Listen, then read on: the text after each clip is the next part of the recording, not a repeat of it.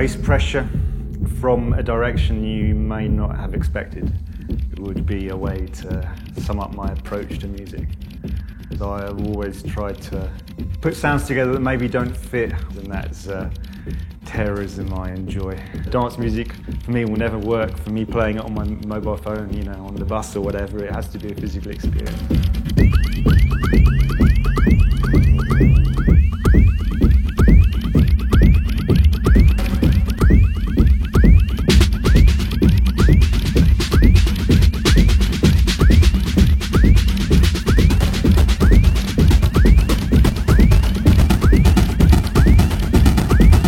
I like the idea of objects, sonic or otherwise, like penetrating a membrane, and I also like the fact of, you know, membranes obscuring those shapes and they turning into something else. It's like a pool, creating a channel, and in that pool there's lots and lots of delay and distortion and other things going on, and I'll just send one sound to it, and the sound would kind of reverberate out of this pool, and I would take the result out of it, and then I would send 2 or 3 in it.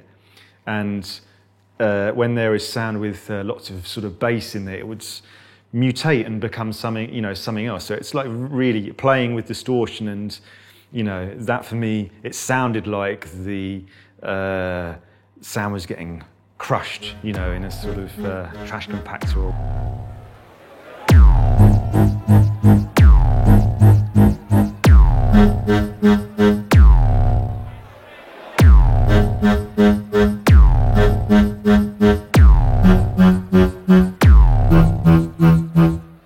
I came through around the same time where I was going out a lot with the Hessel Audio kind of guys, and, you know, we were totally worshipping the sound of Mahler and you know, Scream and Loafer. This is, you know, I think it's really important when you start out, you sort of have to have idols, you know, sonically or wherever, you know, they were doing it, they were putting on the parties, and they were writing dubs that were really blowing our minds, and I think that was always in my head, you know. I'm not, no way the first person to say that, but the thing that really sparked me to produce my own records was going to a dubstep rave in South London called DMZ in Mass, which was a church. It was maybe the first seminal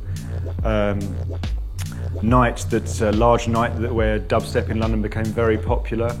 And the sound system there was, it was like something I've never experienced really. I mean, there's one thing, there is the pressure in your ears from the loud music, but that was a pressure that I felt, you know, in different ways all over my body. You know, it's like I think there was a producer called Pinch who said, I think he had a little catchphrase for a while that was, if your chest ain't rattling, then it ain't happening.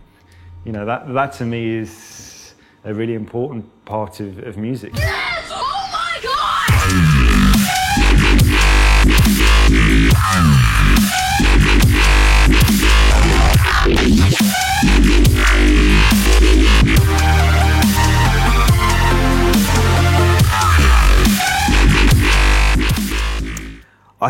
I mean, since dubstep has become different things to different people, we've been in a state of flux.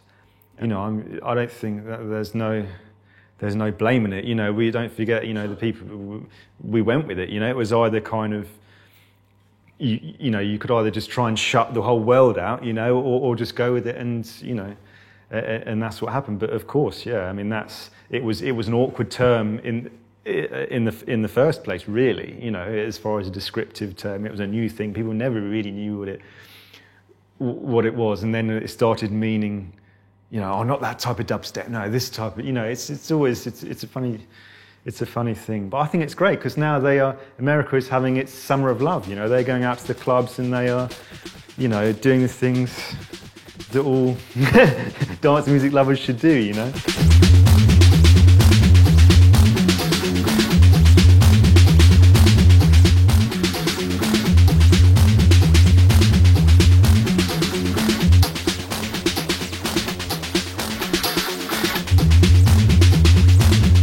London's always been a fascinating melting pot for music, and I mean, it's where do you start, you know? But of course, it's about immigration. It's about clashes of culture and how that manifests, you know.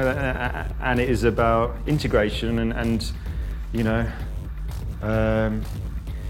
Maybe you could trace the lineage that I'm involved in. Some people call it the hardcore continuum. I mean, I'm not so keen on it, but there is a direct link and DNA between the ska, the dub, you know, the punk kind of, you know, into the dancehall, into the hardcore, into drum and bass, into dubstep. You know, it's always been there, and it's always.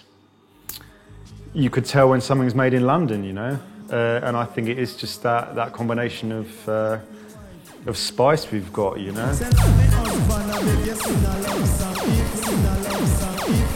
Dubstep maybe is the last genre to come out of London that had that isolation. It had the petri dish, if you like. It had lab conditions. There wasn't a direct, like people's experience of it was at the source as opposed to over the internet, you know. So I'm not sure something like that will happen again, you know. It will happen in, you know, a far-flung place maybe, who knows.